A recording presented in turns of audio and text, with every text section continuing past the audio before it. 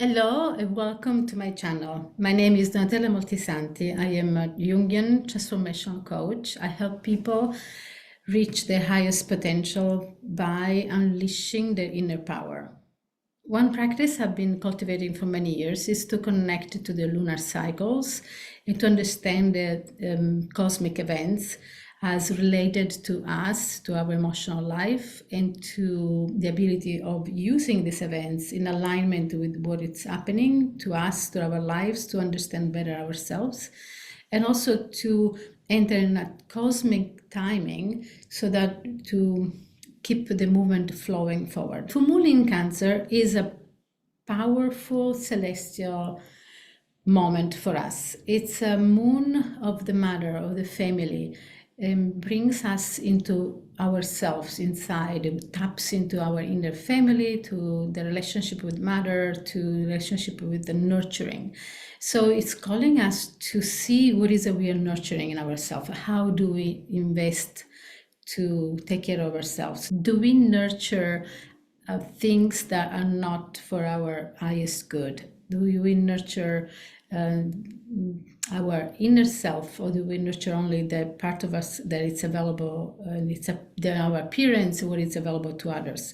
So really to recalibrate, restructure the idea of self-care. There is also an energy of introspection.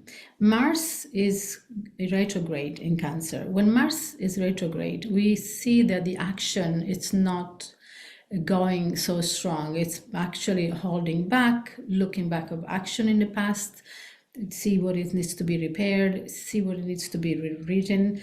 Sometimes, because it's in Cancer, it's connected to family, it's connected to our upbringing, and it helps us to understand how we formed, which imprints we received, how we still manage these imprints, how we still blocked in conditionings.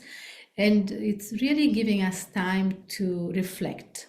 It's giving us time to accept other people's people we trust, accept their interpretation, accept a different view of what we expect, or what we think life is, or what we think a relationship is. With this moon, we have the opportunity to come out of judgment, of blaming others, blaming circumstances, and really see what imprint is making our reality what it is. So you notice if you find yourself reacting in the way that you always react, and stop and examine and see if it is an opportunity to react in a different way. What is the lesson there? What is that you want to see? Sometimes we are playing a movie, about playing a part in our life that it was constructed when in our upbringing we're part of the family shadow, the family story, and we are still in that story instead of being in our story. So this moon is asking us to enter our story, to really heal the part of ourselves that are in automatic, that are not aware, and are still in the whole cycle of perception of reality that our parents had for us. One thing that it's also influencing this moon greatly is the shift of the north node and the south node. These cycles last for 18 months, so they are very important cycles. So we have the north node in Pisces, the south node in Virgo.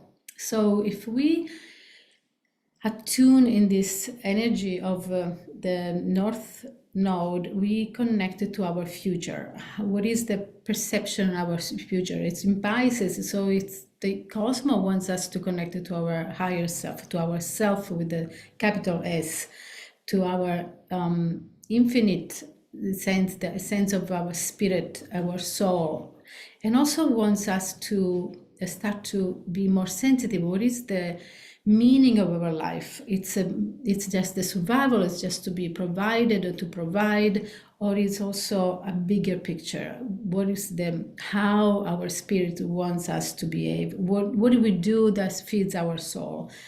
So our connection with our opposite in relationship and boundaries, it's very important with this entering this space. The south node, the Virgo, it's about letting go. So we have to let go of the past to really serve our future. Now, Virgo has this beautiful energy of a detailed, oriented, and hard worker. So if we use these energies to really see, understand what to let it go, and then we let it go, we can really improve so much our life because we can release of all the burdens. If we engage with the lower frequency of Virgo, if you are overcritical and really not analyzing in a way that's paralyzing, it's because the inner child is still caught into the structure of the family, structure of the mother. So even that, it's a matter of going a little deeper, release the perception of the self, release the perception of how other people receive you or don't receive you, to stop the inner cycle of constantly putting yourself down. So use the higher frequency of Virgo and the energy of the mother of Cancer to heal the inner child that gets caught in that self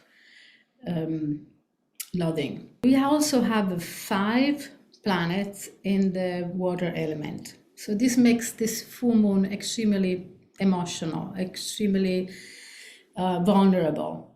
These planets are the Cancer, Venus, Mars, Neptune, and Saturn. So there's a lot of energy that is asking us to find our intuition, to follow our sense of self, our gut, and to really take care of our emotions. So this time it's really important to attend to your needs, your boundaries, and to truly trust what you believe in. Trust your intuition, trust your gut, and don't allow logic to prevail on what the mass thinks or the other people think. Like, really take some time to see what is I think, how can I metabolize what I believe in and integrate it in my sense of self. I would like to draw your attention into the combination of the planets at this moment and calamities that is happening in California and LA specifically. I live in LA, so I'm really tapped into the collective pain and really being of support to friends and groups to help alleviate the desperation and the sense of shock that is coming through. We also have Uranus in this influence right now. Uranus brings unpredictable events and shock and natural calamities. So we have Cancer that represents home, Mars retrograde, which is a temporary inaction, Uranus, that's shock and trauma and natural disasters. Saturn, it represents the wounded healer. As we attune to the shocks of the events of the fire spreading in LA, I would like to really shout support and love to everyone that has lost their homes and all their properties. People and families have lost their loved ones. One thing that I want to tap in that helped me a lot was what Jung calls the mana. And it's an energy that our self brings in, especially if you're a very sensitive person. Mana is that when the self allow the collective pain to leak into your personal collective. So without knowing, you start to absorb and carry the burdens of the collective, which is very unbearable and really exhausting. So what I was able to do, it was to connect with group of people and together praying and doing work with sound to release and use the south node to release the pain, to release the shock, to release the trauma, to release the sense of powerlessness and lack of control. And also to connect it to the north node, to connect to Pisces, to spirit, to our source, to every single person, to find that source and to find and to request or to connect to the energy of miracles, small and big, but to really bring that spirit of the abundance, the hope to our life and the life of the collective. So if you feel exhausted and really ungrounded because of this excessive energy of water and the collective desperation that is right now spread out throughout the world, I received calls from every part of the world asking me how I'm doing, how is the city doing, and that one can really say that describes where we are living here right now.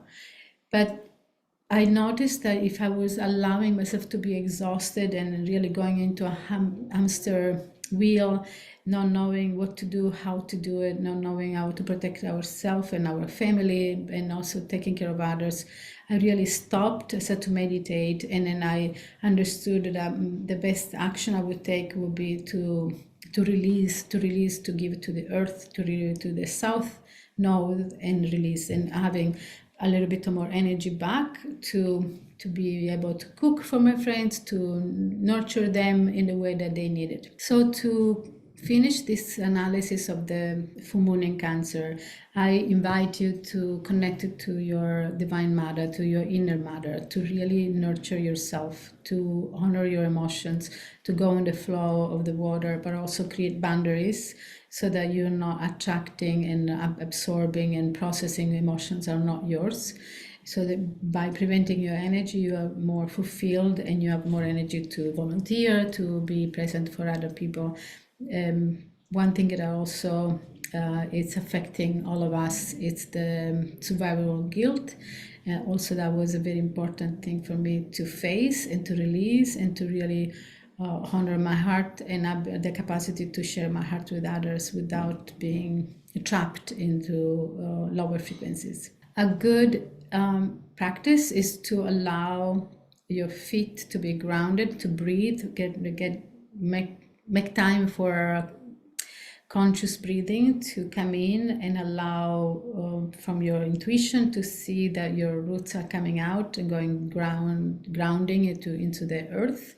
So that will really maximize the energy of the flow of water, but also you're going to be grounded and direct the water to nurture you. Thank you so much for spending your time with me, and hope this helped you to feel more aligned, to feel grounded, to understand how to connect to the moon and take the maximum of benefits and help and synchronicity, to call miracles in your life, to release pain, release desperation, and to enter your heart.